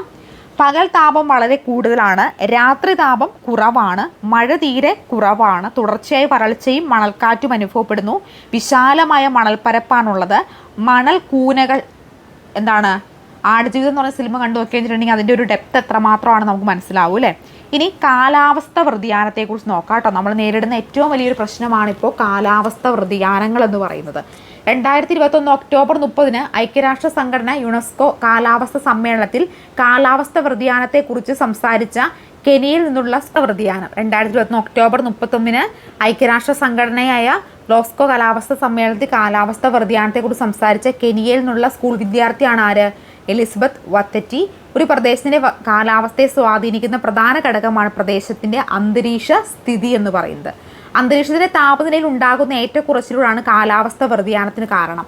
അപ്പോൾ അന്തരീക്ഷത്തിൻ്റെ താപനില ഉണ്ടാകുന്ന ഏറ്റക്കുറച്ചിലുകളാണ് കാലാവസ്ഥ വ്യതിയാനമായി കണക്കാക്കുന്നത്. കാലാവസ്ഥ മാറ്റം ഭൂമിയിൽ സാവധാനത്തിൽ സംഭവിച്ചു കൊണ്ടിരിക്കുന്ന ഒരു പ്രക്രിയയാണ്. കാലാവസ്ഥ ഭൂമിയിൽ എന്ത് ചെയ്യുന്നു? സാവധാനത്തിൽ സംഭവിച്ചു കൊണ്ടിരിക്കുന്ന ഒരു പ്രക്രിയയാണ്. കാലാവസ്ഥയിൽ നേരിയ തോതിൽ ഉണ്ടാകുന്ന മാറ്റങ്ങൾ പോലും പ്രകൃതിയെ സാരമായി ബാധിക്കുന്നു. അപ്പോൾ കാലാവസ്ഥയിൽ നേരിയ തോതിൽ ഉണ്ടാകുന്ന മാറ്റങ്ങൾ പോലും എന്ത് ചെയ്യുന്ന പ്രകൃതിയെ സാരമായിട്ട് ബാധിക്കുന്നുണ്ട്. കാലാവസ്ഥ വ്യതിയാനം മൂലം ഉണ്ടാകുന്ന പ്രകൃതി ദുരന്തങ്ങൾ ഏതൊക്കെയാണ്? മഞ്ഞുരുകൽ, വരൾച്ച, ചുഴലിക്കാറ്റ്, വെള്ളപ്പൊക്കം ഒക്കെ എന്താണ്? കാലാവസ്ഥ വ്യതിയാനം മൂലം ഉണ്ടാകുന്ന പ്രകൃതി ദുരന്തങ്ങളാണ്. കാലാവസ്ഥ വ്യതിയാനത്തിൻ്റെ ഭാഗമായി ഉണ്ടാകുന്ന പ്രത്യാഘാതങ്ങൾ ഏതൊക്കെയാണ്? ആഗോള താപനില ഉയരുന്നു, സമുദ്രനിരപ്പിൽ ഉയർച്ച, സുനാമി ദുരന്തങ്ങളും, കാലം തെറ്റിയ മഴയും മഴയുടെ തോതിലുള്ള ഏറ്റക്കുറച്ചിലുകളും, വരൾച്ച, ധ്രുവപ്രദേശങ്ങളിലും മഞ്ഞുരുകളും ഒക്കെ കാലാവസ്ഥ വ്യതിയാനത്തിൻ്റെ വലിയ അനന്തരഫലങ്ങളാണല്ലേ. അതും ധ്രുവപ്രദേശങ്ങളും മഞ്ഞുരുകളൊക്കെ വളരെയധികം കൂടുതലായിട്ട് ഉണ്ട്. കാലാവസ്ഥ വ്യതിയാനങ്ങൾക്ക് കാരണമാകുന്ന മനുഷ്യരുടെ അശാസ്ത്രീയമായ പ്രവർത്തനങ്ങൾ ഏതൊക്കെയാണ്? കാലാവസ്ഥ വ്യതിയാനത്തിന് അപ്പോൾ ആഗോള താപനില ഉയരുന്നു, സമുദ്രനിരപ്പിലെ ഉയർച്ചയും സുനാമി ദുരന്തങ്ങളും, കാലം തെറ്റിയ മഴയും മഴയുടെ തോതിലുള്ള ഏറ്റക്കുറച്ചിലുകളും, വരൾച്ച, ധ്രുവപ്രദേശങ്ങളിലെ മഞ്ഞുരുൾ എന്നൊക്കെ എന്താണ്? കാലാവസ്ഥ വ്യതിയാനത്തിൻ്റെ ഭാഗമായി ഉണ്ടാകുന്ന പ്രത്യാഘാതങ്ങളാണ്. ഇനി കാലാവസ്ഥ വ്യതിയാനങ്ങൾക്ക് കാരണമാകുന്ന മനുഷ്യരുടെ അശാസ്ത്രീയമായ പ്രവർത്തനങ്ങൾ ഏതൊക്കെയാണ്? വാഹനങ്ങളിൽ നിന്നും പുറന്തള്ളുന്ന വിഷവാതകങ്ങൾ, വനനശീകരണം, അമിതമായ പ്ലാസ്റ്റിക് ഉപയോഗങ്ങളുടെ അവയുടെ വലിച്ചെറിയലും, ഫാക്ടറികളിൽ നിന്നും പുറന്തള്ളുന്ന വിഷവാതകങ്ങൾ, കൃഷിയിടങ്ങളിലും അശാസ്ത്രീയമായ രാസവള പ്രയോഗവും കീടനാശിനി പ്രയോഗവും ഒക്കെ എന്തിന് കാരണമാകുന്നു? കാലാവസ്ഥ വ്യതിയാനങ്ങൾക്ക് കാരണമാകുന്ന മനുഷ്യരുടെ അശാസ്ത്രീയമായിട്ടുള്ള പ്രവർത്തനങ്ങളാണ് അല്ലേ. കാലാവസ്ഥ വ്യതിയാനത്തിന് കാരണമാകുന്ന പ്രവർത്തനങ്ങൾ നിയന്ത്രിക്കുന്നതിന് ഇനി കാലാവസ്ഥ വ്യതിയാനത്തിന് കാരണമാകുന്ന പ്രവർത്തനങ്ങൾ നിയന്ത്രിക്കുന്നതിനും പരിസ്ഥിതി സംരക്ഷണമായി കേരള സർക്കാർ നടപ്പിലാക്കുന്നു വരുന്ന പദ്ധതിക്ക് ഉദാഹരണം ചോദിക്കുകയാണെങ്കിൽ ഏതാ? ഹരിത കേരളം മിഷനാണ് അല്ലേ. ഹരിത കേരളം മിഷൻ മണ്ണ്, ജലം സംരക്ഷണം, ശുചിത്വം, മാലിന്യ സംസ്കരണം, ജൈവ കൃഷി എന്നീ മേഖലകൾക്ക് ഊന്നൽ നൽകിക്കൊണ്ട് സർക്കാർ നടപ്പിലാക്കുന്ന പദ്ധതിയാണ് ഏത്? ഹരിത കേരളം മിഷൻ എന്ന് പറയുന്നത്. ഹരിത കേരളം മിഷൻ്റെ കീഴിൽ പ്രവർത്തിക്കുന്ന ശ്രദ്ധേയമായ കർമ്മപരിപാടികൾ ഏതൊക്കെയാണ്? ഒന്ന് ഹരിത കർമ്മസേനയും പച്ചത്തുരുത്തുമാണ്. അപ്പോൾ ഹരിത കേരളം മിഷൻ്റെ കീഴിൽ പ്രവർത്തിക്കുന്ന ശ്രദ്ധേയമായിട്ടുള്ള കർമ്മപരിപാടികൾ ഏതൊക്കെയാണ്? പച്ചത്തുരുത്തും ഹരിത കർമ്മ സേനയുമാണ്. ഇനി നമുക്ക് ഹരിത കർമ്മസേനയെക്കുറിച്ച് നോക്കാം. നിങ്ങളുടെ എല്ലാവരുടെയും വീട്ടിൽ ഹരിത കർമ്മസേന വരുന്നുണ്ടായിരിക്കും അല്ലേ. നല്ല കാര്യം തന്നെയാണ് ചെയ്യുന്നത്. കാരണം നമ്മൾ വേസ്റ്റൊക്കെ മാനേജ് ചെയ്യുക എന്നുള്ളത്, ഫുഡ് വേസ്റ്റ് ഒന്നും കൊണ്ടുപോകില്ലെങ്കിൽ പോലും ഇത്തരത്തിലുള്ള പ്ലാസ്റ്റിക് വേസ്റ്റുകളൊക്കെ അവർ വന്ന് എല്ലാ മാസവും കൃത്യമായിട്ട് കളക്ട് ചെയ്ത് കൊണ്ടുപോകുന്നുണ്ട്. നല്ല കാര്യം. കാരണം നമ്മൾ നേരത്തെ അത് നമ്മൾ തന്നെ കത്തിക്കുകയൊക്കെ ആയിരുന്നു ചെയ്തുകൊണ്ടിരുന്നത് അല്ലേ. കാരണം പുറത്തുനിന്ന് വന്ന ആക്രിക്കാരൊന്നും ഇത്തരത്തിലുള്ള വേസ്റ്റുകളൊന്നും എടുക്കുകയോ കാര്യങ്ങളൊന്നും ചെയ്യില്ലായിരുന്നു. അപ്പോൾ അതൊരു ബുദ്ധിമുട്ട് തന്നെയായിരുന്നു. പക്ഷേ അതവർ കൃത്യമായിട്ട് ചെയ്യുന്നുണ്ട്. പക്ഷേ അതിൻ്റെ നെഗറ്റീവ് സൈഡ് എന്താ, ഇവർ കിട്ടിക്കൊണ്ട് പോകുന്ന ഈ പ്ലാസ്റ്റിക് വേസ്റ്റൊക്കെ കൃത്യമായിട്ട് റോഡ് സൈഡിൽ കൊണ്ട് വെച്ചേക്കും. എന്നിട്ട് അവന് അവിടെ ഇരുന്ന് പുല്ലും പിടിച്ച് മഴയും നനഞ്ഞ് പ്ലാസ്റ്റിക് കവർ കെട്ടി പുല്ലൊക്കെ പിടിച്ച് പുല്ലും മേഞ്ഞ് ഇങ്ങനെ നിറച്ച് മൂടിക്കെട്ടി കൃത്യമായിട്ട് ഇത് എത്തേണ്ട സ്ഥലത്ത് കൃത്യമായിട്ട് സിസ്റ്റമാറ്റിക്കായിട്ട് എത്തിക്കുവാണെങ്കിൽ കുഴപ്പമില്ല. എല്ലാ മാസവും കൃത്യമായിട്ട് 50 രൂപയൊക്കെ നമ്മുടെ കയ്യിൽ നിന്ന് മേടിക്കുന്നതിൽ ഒന്നും തെറ്റൊന്നും പറയുന്നില്ല. ഓക്കെ, അതിന് പ്രൊസീജിയറിനൊക്കെ ആയിട്ട് അത് മേടിച്ചോട്ടെ, അത് പ്രശ്നമല്ല. പക്ഷേ എന്ത് ചെയ്യുന്നില്ല, അത് കൃത്യമായിട്ട് ഇവിടുന്ന് നമ്മുടെ വീട്ടിൽ നിന്ന് കളക്ട് ചെയ്തുകൊണ്ട് പോകുന്ന വേസ്റ്റ് റോഡ് സൈഡിലൊക്കെ ആയിരിക്കും കൊണ്ടുപോയി ഡംപ് ചെയ്യുക. പിന്നെ അതോട് കുറേ നാൾ ഇരിക്കും. എൻ്റെ വീടിൻ്റെ അടുത്ത് ഇങ്ങനെ ഇവിടുന്ന് കൊണ്ടുവരുന്ന വേസ്റ്റ് എല്ലാം അവിടെ കൊണ്ടുവന്ന് വെച്ച് പുല്ലൊക്കെ പിടിച്ച് അതൊരു കൂമ്പാരമായിട്ട് അവിടെ ഇരിപ്പുണ്ട്. അപ്പം നല്ല രീതിയിൽ പ്രവർത്തിക്കുമായിരുന്നെങ്കിൽ നല്ലൊരു സംവിധാനം തന്നെയായിരുന്നു. വൃത്തിയുള്ള കേരളത്തിന് ഹരിത കർമ്മസേന, ഹരിത കേരള മിഷൻ്റെ മാലിന്യരഹിത കേരളം ക്യാമ്പയിൻ്റെ ഭാഗമായി ഹരിത കർമ്മസേന പ്രവർത്തിക്കുന്നത്. വൃത്തിയുള്ള കേരളം സൃഷ്ടിക്കുക എന്നതാണ് ഇതിൻ്റെ ലക്ഷ്യമായിട്ട് വരുന്നത്. വീടുകളിൽ നിന്നും സ്ഥാപനങ്ങളിൽ നിന്നും ഹരിത കർമ്മസേന അംഗങ്ങൾ അജൈവ മാലിന്യങ്ങൾ ശേഖരിക്കുന്നു. തദ്ദേശ സ്ഥാപനങ്ങളുടെ നേതൃത്വത്തിൽ നടപ്പിലാക്കി വരുന്ന മാലിന്യ സംസ്കരണ പ്രവർത്തനങ്ങളും ഓൺലൈൻ പ്ലാറ്റ്ഫോമുകളുടെ നിരീക്ഷണത്തിനുള്ള മൊബൈൽ ആപ്ലിക്കേഷനാണ് ഏത്, ഹരിതമിത്രം സ്മാർട്ട് മാനേജ്മെൻറ്റ് സിസ്റ്റം. ഏതാണ് ഹരിതമിത്രം സ്മാർട്ട് മാനേജ്മെൻറ്റ് സിസ്റ്റം. ഇനി പച്ചത്തുരുത്തിനെ കുറിച്ച് നോക്കാം. അപ്പോൾ ഈ പച്ചത്തുരുത്തായാലും ഹരിത കർമ്മസേനയായാലും എന്തിൻ്റെ കീഴിൽ വരുന്ന, ഹരിത കേരള മിഷൻ്റെ കീഴിൽ വരുന്നതാണ് കേട്ടോ. ഇനി പച്ചത്തുരുത്ത് പ്രാദേശിക ജൈവ വൈവിധ്യ സംരക്ഷണം വ്യക്തമാക്കി തദ്ദേശ സ്വയംഭരണ സ്ഥാപനങ്ങളുടെ നേതൃത്വത്തിൽ പൊതുസ്ഥാപനങ്ങളിൽ സ്വാഭാവിക വന മാതൃകകൾ സൃഷ്ടിച്ച് സംരക്ഷിക്കുകയാണ് പച്ചത്തുരുത്ത് പദ്ധതിയുടെ ലക്ഷ്യം വിടുന്നത്. കാലാവസ്ഥ വ്യതിയാനത്തിൻ്റെ ദോഷഫലങ്ങൾ പച്ചത്തുരുത്തുകൾ നിർണായകമായിട്ട് പങ്കുവഹിക്കുന്നുണ്ട്. കേരളത്തിലെ ആദ്യത്തെ സമ്പൂർണ്ണ പച്ചത്തുരുത്ത് ജില്ല ഏതാ, തിരുവനന്തപുരം ജില്ലയാണ്. കേരളത്തിലെ ആദ്യത്തെ സമ്പൂർണ്ണ പച്ചത്തുരുത്ത് ജില്ല എന്ന് പറയുന്നത് തിരുവനന്തപുരം ജില്ലയാണെന്ന് ഓർക്കുക. കാലാവസ്ഥ വ്യതിയാനം ലഘൂകരണത്തിനായി ചെയ്യാൻ കഴിയുന്ന പരിസ്ഥിതി സംരക്ഷണ പ്രവർത്തനങ്ങൾ ഏതൊക്കെയാണ്? പ്രധാനപ്പെട്ട പരിസ്ഥിതി സംരക്ഷണ പ്രവർത്തനങ്ങളായിട്ട് വരുന്നത് അന്തരീക്ഷ മലിനീകരണം കുറയ്ക്കുക, വനനശീകരണം തടയുക, പ്ലാസ്റ്റിക് ഉപയോഗം കുറയ്ക്കുക, ജൈവവള ഉപയോഗം വർദ്ധിപ്പിക്കുക, മാലിന്യങ്ങൾ ശാസ്ത്രീയമായി സംസ്കരിക്കൽ, പ്ലാസ്റ്റിക് കുപ്പികൾക്ക് പകരം സ്റ്റീൽ കുപ്പികൾ ഉപയോഗിക്കുക, ഉത്സവങ്ങളിലും ആഘോഷങ്ങളിലും ഹരിത പെരുമാറ്റച്ചട്ടം പാലിക്കുക, പ്ലാസ്റ്റിക് സഞ്ചികൾക്ക് പകരമായി പേപ്പർ, തുണി, ചണം എന്നിവ കൊണ്ടുള്ള സഞ്ചികളൊക്കെ ഉപയോഗിക്കുക. നല്ല കാര്യമാണല്ലേ എല്ലാം കൃത്യമായി നടപ്പിലാക്കുകയാണെങ്കിൽ. അടുത്തത് ആഗോള താപനമാണ്. ഭൂമിയുടെ ഉപരിതലത്തിലും അന്തരീക്ഷത്തിലും മുൻപ് കാലങ്ങളിൽ ഉണ്ടായിരിക്കുന്നതിനേക്കാൾ കൂടുതൽ ക്രമാതീതവും താപനം ഉയരുന്നതാണ് ആഗോള താപനം എന്ന് പറയുന്നത്. എല്ലാ വർഷവും നമ്മൾ പറയില്ലേ, കഴിഞ്ഞ വർഷത്തേക്കാളും ചൂട് കൂടുതലാണ്, ഈ വർഷമാണ് ചൂട് കൂടുതൽ. അപ്പോൾ അടുത്ത കൊല്ലം നമ്മൾ എന്ത് പറയും, 2025 ആകുമ്പോൾ നമ്മളിനി പറയും കഴിഞ്ഞ കൊല്ലത്തേക്കാളും ചൂട് കൂടുതലാണ്. കാരണം എന്താ, ഈ ആഗോള താപനം എന്ന് പറയുന്ന പ്രതിഭാസം ഇങ്ങനെ കൂടിക്കൂടി വരികയാണ്. അന്തരീക്ഷത്തിൽ carbon dioxide, methane, nitrous oxide തുടങ്ങിയ ഹരിതഗ്രഹവാതകങ്ങളുടെ അളവ് വർദ്ധിക്കുന്നതാണ് ആഗോള താപനില വർദ്ധിപ്പിക്കാൻ കാരണം. ഹരിതഗ്രഹവാതകങ്ങൾ carbon dioxide, methane, ozone എന്നിവയാണ് ഹരിതഗ്രഹവാതകങ്ങൾ എന്ന് വിളിക്കുന്നത്. ഹരിതഗ്രഹവാതകങ്ങൾ ഏതൊക്കെയാണ്? Carbon dioxide, methane, ozone എന്നിവയാണ്. ഈ എന്താണ് ഹരിതഗ്രഹ പ്രഭാവം എന്ന് നോക്കാം അല്ലേ.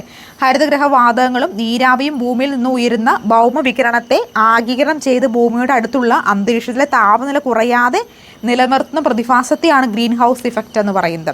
അപ്പോൾ ഹരിതഗ്രഹവാതകങ്ങളും നീരാവിയും ഭൂമിയിൽ നിന്ന് ഉയരുന്ന ഭൗമവികിരണത്തെ ആഗിരണം ചെയ്ത് ഭൂമിയോട് അടുത്തുള്ള അന്തരീക്ഷത്തിലെ താപനില കുറയാതെ നിലനിർത്തുന്ന പ്രതിഭാസത്തെ ഹരിതഗ്രഹ പ്രഭാവം എന്ന് വിളിക്കാം. ആവാസ വ്യവസ്ഥയിലെ മാറ്റങ്ങൾക്ക് ഇരയായി വംശനാശം സംഭവിച്ച പ്രധാന ജീവികൾ ഏതൊക്കെയാണ്?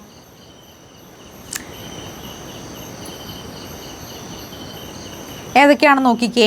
ഡോഡോ പക്ഷിയാണ്, മൗറീഷ്യസിലുള്ള ഡോഡോ പക്ഷി, സഞ്ചാരി പ്രാവുകൾ, അമേരിക്കയിലെ സഞ്ചാരി പ്രാവുകൾ, കാട്ടുശ്രീബ്ര ഇനമായ കോങ്കോകൾ, ആഫ്രിക്കയിലെ കാട്ടുശ്രീബ്ര ഇനമായ കോങ്കോകളൊക്കെ എന്താണ് ആവാസ വ്യവസ്ഥയുടെ മാറ്റം മൂലം വംശനാശം സംഭവിച്ചിട്ടുള്ള ജീവികളാണ്.